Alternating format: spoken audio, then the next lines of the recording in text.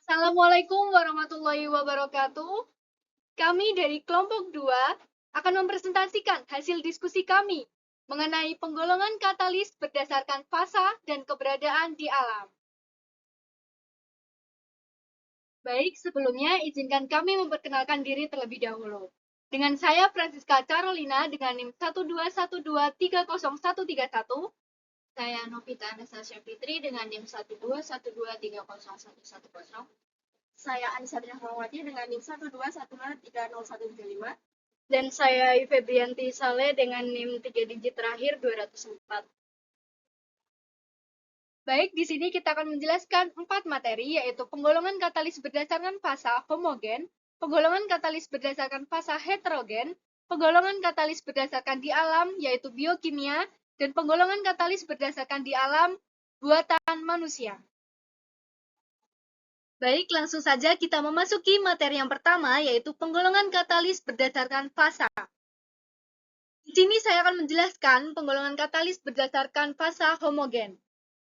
Katalis homogen adalah jika fase katalis sama dengan fase reaktan dan fase produk reaksi. Atau bisa diartikan fase katalis sama dengan fase reaksi. Artinya, katalis, reaktan, dan produk berada dalam satu fase yang seragam. Karena semuanya bercampur rata, maka interaksi antara katalis dan reaktan bisa terjadi secara maksimal. Interaksi antara katalis dan reaktan terjadi secara intim dalam fase larutan.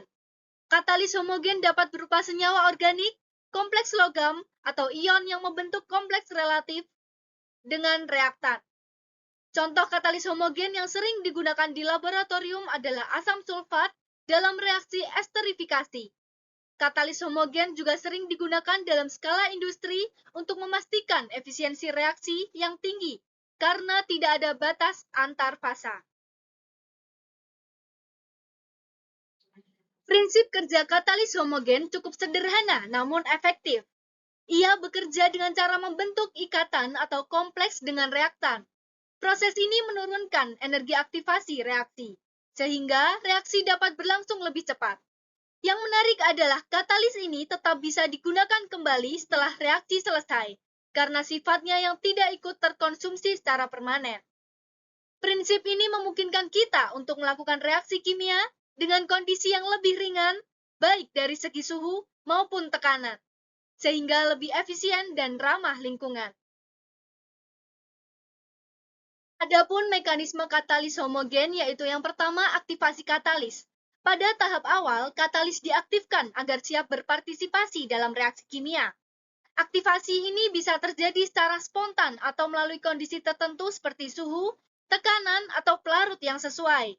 Katalis yang aktif memiliki situs atau gugus kimia yang dapat berinteraksi dengan reaktan. Yang kedua, pembentukan katalis reaktan. Katalis kemudian berinteraksi dengan reaktan dan membentuk kompleks katalis reaktan atau intermediat aktif. Proses ini sangat penting karena kompleks ini bersifat lebih reaktif dibandingkan reaktan aslinya, sehingga memudahkan reaksi terjadi. Ini juga merupakan ciri khas dari katalis homogen karena terjadi dalam fase yang sama. Reaksi dalam kompleks yaitu reaksi utama yang berlangsung. Katalis membantu menstabilkan keadaan transisi dan menurunkan energi aktivasi reaksi. Produk mulai terbentuk dari interaksi antara reaktan di dalam kompleks tersebut. Dan yang keempat yaitu pelepasan produk atau desorpsi. Setelah produk terbentuk, produk akan dilepaskan dari kompleks katalis dalam tahap yang disebut desorpsi. Ini menandai selesainya reaksi dan terbentuknya produk akhir. Pada tahap ini, katalis juga mulai kembali ke bentuk awalnya. Dan yang kelima, regenerasi katalis.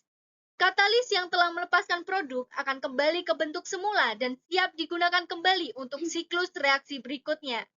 Inilah sebabnya katalis tidak habis dalam reaksi kimia dan hanya dibutuhkan dalam jumlah kecil. Mekanisme ini disebut juga sebagai siklus katalitik. Keunggulan utamanya adalah kemampuan untuk menghasilkan produk dengan tingkat kemurnian dan selektivitas yang tinggi. Beberapa contoh katalis homogen antara lain yaitu asam sulfat yang digunakan dalam reaksi esterifikasi dan ion logam seperti Fe2+ atau Cu+ dalam reaksi redoks. Dalam reaksi fase gas, misalnya katalis NO, mempercepat reaksi antara CO dan O2 menjadi CO2. Contoh lainnya yaitu uap iodin digunakan untuk reaksi dekomposisi. Asetaldehida menjadi metana dan karbon monoksida. Dan reaksi berkatalis homogen dalam fase cair yaitu katalis asam mempercepat C12H22O11 plus H2O menjadi C6H12O6 dan C6H12O6. Dan katalis asam juga mempercepat CH3COOC2H5 plus H2O menjadi CH3COOH plus C2H5OH.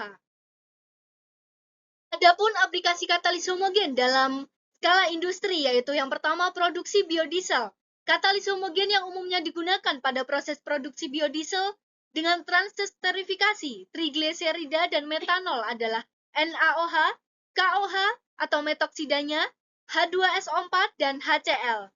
Kemudian untuk produksi alkohol, proses ini menggunakan katalis homogen berbasis kompleks logam seperti rhodium atau Rh atau kobalt atau CO. Produk yang dihasilkan seperti aldehida kemudian dapat diubah menjadi alkohol. Beberapa keuntungan dari katalis homogen yaitu yang pertama, aktivitas dan selektivitasnya tinggi. Yang kedua, tidak mudah teracuni oleh keberadaan pengotor. Dan yang ketiga, mudah dioperasikan dan mudah dimodifikasi. Dan yang keempat, mudah terdispersi secara efektif sehingga semua molekul katalis dapat berinteraksi dengan reaktan. Baik, untuk yang selanjutnya ini ada penggolongan katalis berdasarkan fase pada heterogen. Nah, katalis heterogen ini merupakan katalis yang fasanya tidak sama dengan reaktan dan produk. Katalis heterogen itu secara umum berbentuk padat dan banyak digunakan pada reaktan berwujud cair atau gas. Jadi, reaksi heterogen itu adalah reaksi yang berlangsung dalam suatu sistem heterogen, yaitu sistem yang di dalamnya terdapat dua fasa atau lebih. Baik, untuk yang selanjutnya ini ada prinsip kerja dari katalis heterogen. Nah, katalis heterogen dapat bekerja dengan membentuk senyawa antara atau mengabsorpsi zat yang direaksikan, sehingga katalis dapat meningkatkan laju reaksi, sementara katalis itu sendiri tidak mengalami perubahan kimia secara permanen. Cara kerjanya yaitu dengan menempel pada bagian substrat tertentu dan pada akhirnya dapat menurunkan energi pengaktifan dari reaksi, sehingga reaksinya itu dapat berlangsung dengan cepat. Nah, untuk katalis heterogen sendiri itu terdapat dua macam, yaitu katalis positif atau katalisator yang berfungsi mempercepat reaksi, dan katalis negatif atau inhibitor yang berfungsi memperlambat reaksi. Nah, katalis positif ini berperan untuk menurunkan energi pengaktifan dan membuat orientasi molekul sesuai dengan terjadinya tumbukan. Akibatnya, molekul gas yang terabsorpsi pada permukaan logam ini akan menjadi lebih reaktif daripada molekul gas yang tidak terabsorpsi. Nah, prinsipnya itu adalah kerja dari katalis heterogen yang banyak dimanfaatkan untuk mengkatalisis reaksi-reaksi gas. Nah, yang selanjutnya ini ada mekanisme dari katalis heterogen. Mekanisme reaksi katalis heterogen ini secara umum yang pertama itu difusi molekul reaktan ke permukaan katalis, di mana reaktan dari fasa gas atau cair itu mendekati permukaan katalis melalui proses difusi. Kemudian yang kedua, adsorpsi reaktan pada permukaan katalis, di mana molekul reaktan itu menempel pada permukaan katalis melalui ikatan fisik atau kimia. Kemudian yang selanjutnya reaksi difusi reaktan pada permukaan katalis, di mana reaktan yang telah teradsorpsi itu bergerak di atas permukaan katalis untuk menemukan lokasi aktifnya. Kemudian reaksi dalam lapisan adsorpsi, itu terjadi reaksi kimia antara molekul-molekul reaktan di permukaan katalis, sehingga menghasilkan produk reaksi. Lalu desorpsi produk reaksi dari permukaan katalis, di mana produk yang terbentuk itu akan melepaskan diri dari permukaan katalis. Kemudian yang terakhir ada abfusi pada produk keluar dari permukaan katalis. Produk hasil reaksi ini akan menyebar ke keluar area reaksi menuju lingkungan sekitar. Ya, selanjutnya ada mekanisme katalis heterogen menurut Langmuir dan Heinz-Hellwood. Nah, itu pada mekanisme ini laju reaksi heterogen itu dikendalikan oleh reaksi molekul teradsorpsi, dan bahwa semua adsorpsi dan tekanan desorpsi itu berada dalam kesetimbangan. Nah, mekanismenya itu yang pertama ada adsorpsi dari fasa gas, di mana molekul reaktan dari fasa gas itu akan menempel pada permukaan katalis. Kemudian yang kedua ada desorpsi ke fasa gas, itu molekul atau produk reaksinya itu meninggalkan permukaan katalis dan kembali ke fasa gas. Yang ketiga itu ada desosiasi molekul di permukaan, di mana molekul yang telah teradsorpsi tadi itu bisa mengalami pemutusan ikatan di permukaan katalis. Kemudian yang terakhir itu ada reaksi antara molekul desorpsi, di mana reaksi ini terjadi antara molekul-molekul yang sudah menempel pada permukaan katalis. Selanjutnya ini ada contoh dari katalis heterogen. Nah, umumnya katalis heterogen itu berupa zat padat yang terdiri dari logam atau oksidasi logam. Contoh-contoh dari katalis heterogen ini yaitu zeoloid, CaO, MgO, dan resin penukar ion. Nah, beberapa reaksi dari katalis heterogen ini yang pertama ada reaksi hidrolisis senyawa hidrokarbon tak jenuh dan reaksi hidroklorinasi asetilen dengan HCl menggunakan merkuri klorida yang akan menghasilkan vinil klorida. Yang pertama itu pada reaksi hidrolisis senyawa hidrokarbon tak jenuh itu ada etilen dipanaskan pada temperatur 300 derajat Celcius dengan menggunakan katalis selit akan menghasilkan etanol. Dengan reaksi C2H4 ditambah H2O menghasilkan C2H5OH. Kemudian yang kedua itu reaksinya yaitu sebentar ya, tidak kelihatan. Reaksinya yaitu CH sama dengan CH ditambah HCl itu menghasilkan CH2 sama dengan CH. CH2 ditambah 2H2. Selanjutnya ada peranan katalis heterogen, yaitu pada pembuatan asam nitrat dan konventer katalik. Yang pertama pada pembuatan asam nitrat, itu proses utamanya adalah proses Ostwald. Tahapan pentingnya itu yaitu yang pertama ada oksidasi amonia menjadi nitrogen monoksida, di mana reaksinya 4NH3 ditambah 5O2 menjadi 4NO ditambah 6H2O. Nah, katalis heterogen yang biasa digunakan itu ada platina dengan sedikit rhodium pada permukaan kawat logam. Peran katalis heterogen di sini yaitu untuk mempercepat oksidasi amonia pada suhu tinggi. Kemudian katalisnya itu tetap dalam fase padat, sementara reaktan dan produknya itu dalam fase gas. Kemudian dapat juga meningkatkan efisiensi dan selektivitas pembentukan NO dibandingkan produk samping.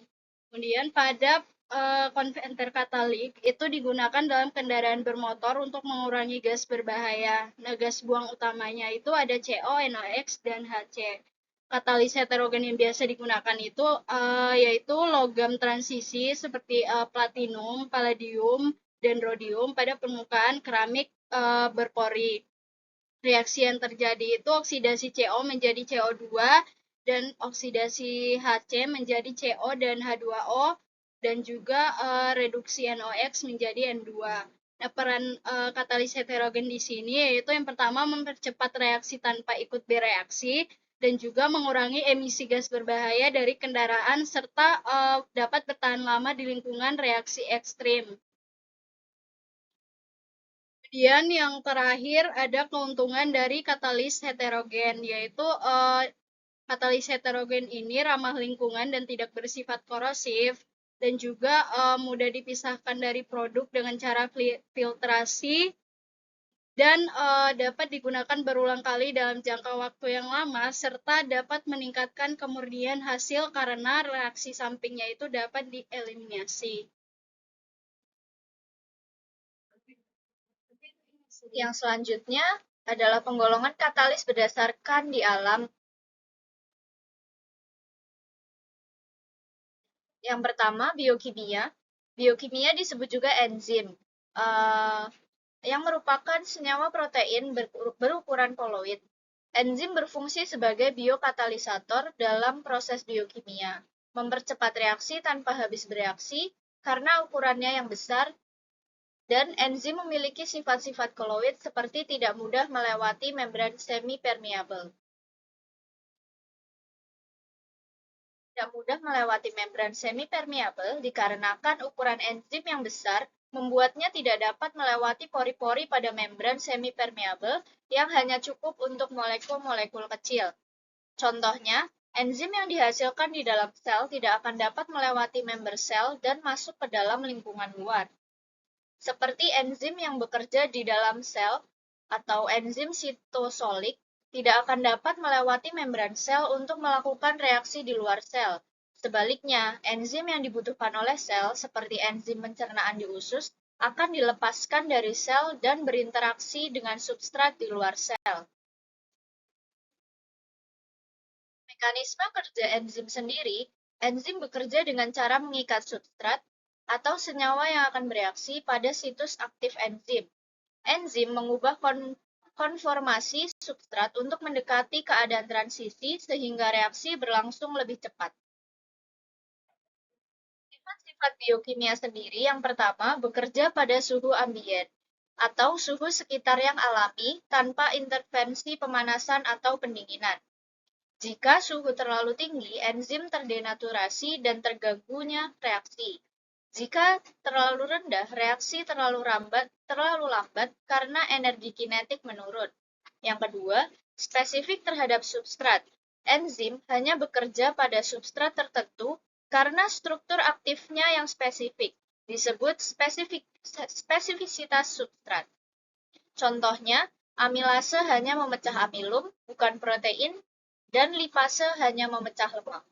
Yang ketiga, bekerja dalam jumlah kecil karena mereka sangat efisien dalam mempercepat reaksi biokimia tanpa mengalami perubahan kimiawi. Enzim dapat mengkatalis banyak reaksi walau digunakan dalam jumlah sangat kecil.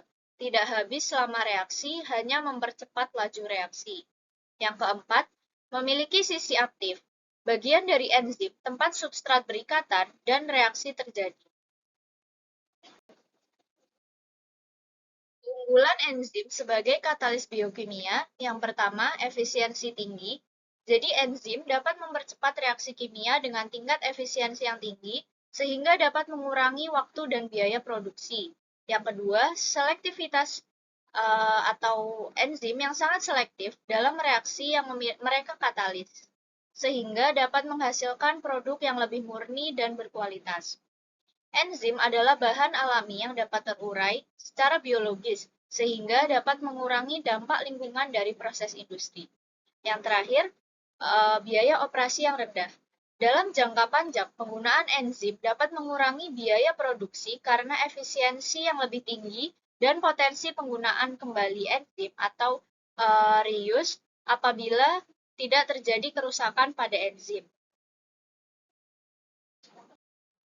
Contoh katalis biokimia yang pertama amilase, memecah karbohidrat menjadi gula, lipase, memecah lemak menjadi asam lemak dan gliserol, pepsin, memecah protein menjadi peptida, nuklease, memecah asam nukleat, laktase, memecah laktosa menjadi glukosa dan galaktosa, sukrase, memecah sukrosa menjadi glukosa dan fruktosa, dan yang terakhir maltase memecah maltosa menjadi glukosa. Aplikasi katalis biokimia di industri kimia yang pertama produksi bahan kimia dasar. Enzim dapat digunakan dalam sintesis bahan kimia dasar seperti amonia, asam sulfat, dan polimer. Contohnya enzim lipase digunakan dalam produksi biodiesel, sebuah bahan bakar terbarukan. Yang kedua, energi terbarukan. Enzim dapat digunakan dalam konversi bahan bakar fosil menjadi bahan bakar terbarukan, seperti hidrogen dan metanol. Yang ketiga, industri farmasi. Enzim digunakan dalam sintesis obat-obatan kompleks untuk meningkatkan efisiensi proses dan kualitas produk. Contohnya, enzim amilase digunakan dalam pemrosesan bahan baku untuk produksi obat-obatan tertentu. Yang keempat, pemurnian emisi. Enzim dapat digunakan dalam konverter katalitik untuk menghilangkan nitrogen oksida dan sulfur oksida. Yang kelima, industri kimia hijau. Enzim yang digunakan dalam proses biokatalisis untuk menghasilkan produk kimia yang lebih ramah lingkungan. Selanjutnya, katalis buatan manusia. Katalis buatan manusia adalah zat yang dirancang dan dibuat oleh manusia untuk mempercepat reaksi kimia tanpa ikut terkonsumsi dalam reaksi tersebut. Berbeda dengan katalis alami seperti enzim yang ditemukan dalam sistem biologis, katalis buatan manusia dikembangkan melalui rekayasa kimia dan material untuk tujuan spesifik dalam industri, seperti meningkatkan efisiensi, selektivitas, dan stabilitas reaksi. Selanjutnya, karakteristik katalis buatan manusia. Yang pertama, bekerja pada kondisi ekstrim. Katalis buatan manusia dirancang untuk tetap aktif dan stabil dalam kondisi reaksi yang ekstrim, seperti temperatur tinggi, tekanan tinggi, lingkungan asam atau basa yang kuat. Kemampuan ini penting karena banyak proses industri seperti produksi kimia dan cracking minyak bumi berlangsung dalam kondisi seperti itu. Katalis buatan harus tahan terhadap degradasi agar tidak cepat rusak. Lalu yang kedua, umumnya berupa katalis padatan.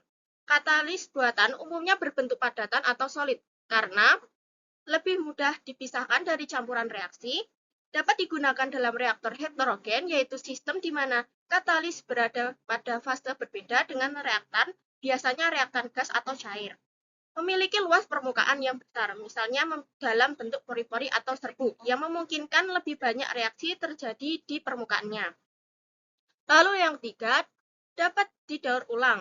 Katalis buatan dirancang agar tidak ikut bereaksi secara permanen, sehingga dapat digunakan berulang kali tanpa habis, bisa dipisahkan atau dibersihkan.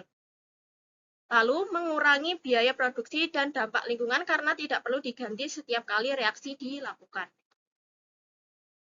Selanjutnya contoh katalis buatan. Yang pertama, katalis P2O5 untuk reaksi oksidasi SO2. SO2 gas direaksikan dengan oksigen akan menghasilkan SO3 gas. Lalu yang kedua ada katalis FeBase untuk reaksi sintesis amonia. Lalu yang ketiga ada katalis oksida CuZN untuk reaksi sintesis metanol. Selanjutnya, aplikasi katalisis buatan dalam industri. Yang pertama, proses kontak pada produksi asam sulfat, yaitu mengoksidasi SO2 menjadi SO3 yang kemudian bereaksi dengan air membentuk H2SO4 atau asam sulfat.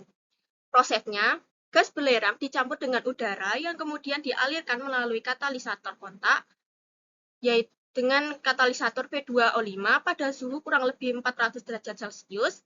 Dalam tanur kontak, gas SO2 dihembuskan ke dalam tanur hingga bersentuhan dengan lempeng-lempeng yang berisi katalisator. Dalam reaksi ini, katalisator tidak hanya bertindak sebagai katalis, tetapi juga bertindak sebagai oksidator. Kemudian, gas SO3 dialirkan ke dalam larutan asam sulfat encer sehingga terjadi pembentukan asam pirosulfat. Lalu dengan menambahkan air ke dalam campuran ini, diperoleh asam sulfat pekat sebesar 98%. Lalu yang kedua ada proses Haber-Bosch untuk sintesis amonia dengan menggabungkan nitrogen dan hidrogen untuk membuat amonia sebagai bahan dasar pupuk dan bahan peledak. Prosesnya, pembuatan amonia secara modern yang paling terkenal adalah proses Haber-Bosch. Tipe produksi ini mengkonversi gas alam atau LPG yang mengandung senyawa propana, butana, atau yang lainnya menjadi gas hidrogen. Hidrogen yang diproduksi dari hidrokarbon tersebut kemudian direaksikan dengan nitrogen untuk menghasilkan amonia. Pada sintesis amonia, katalis heterogen yang digunakan adalah logam Fe dengan campuran AlO3 atau KOH dan garam lainnya dengan promotor ganda, yaitu penambahan sekitar 4% kalium oksida dan 0,8% aluminium oksida. Promotor ini berfungsi untuk meningkatkan aktivitas katalitik dari besi oksida. Promotor adalah bahan yang menjadikan katalis lebih efektif. Lalu yang ketiga ada hidrogenasi minyak nabati, mengubah minyak tak jenuh menjadi lemak jenuh sehingga dapat meningkatkan kestabilan oksidatif. Hidrogenasi merupakan proses penambahan hidrogen pada ikatan rangkap rantai karbon minyak atau asam lemak sehingga mengurangi ketidakjenuhan minyak atau asam lemak tersebut. Secara komersial, hidrogenasi dilakukan pada temperatur 180 derajat Celcius dengan katalis nikel. Penggunaan nikel disokong dengan silika atau aluminium namun memiliki toksitas yang tinggi. Sehingga palladium, platina, dan rutenium merupakan katalis logam mulia yang paling potensial untuk menggantikan nikel. Penggunaan logam mulia pada katalis sangat mahal namun memiliki tingkat aktivitas yang tinggi dan sedikit jumlah yang digunakan serta dapat diambil dan digunakan kembali.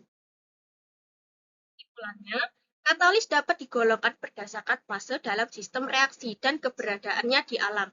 Berdasarkan fase, katalis dibagi menjadi homogen dan heterogen. Katalis homogen memiliki fase yang sama dengan reaktan dan produk, umumnya berupa cairan dan dengan keunggulan aktivitas dan selektivitas tinggi, tetapi sulit dipisahkan. Sementara itu, katalis heterogen memiliki fase berbeda, biasanya padat dengan kelebihan mudah dipisahkan dan stabil pada suhu tinggi.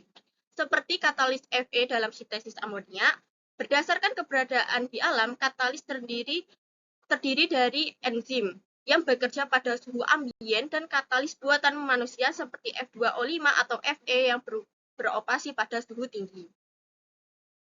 Berikut adalah referensi atau daftar pustaka yang kami gunakan pada presentasi kali ini. Baik, sekian presentasi dari kelompok kami. Kurang lebihnya mohon maaf. Terima kasih. Wassalamualaikum warahmatullahi wabarakatuh.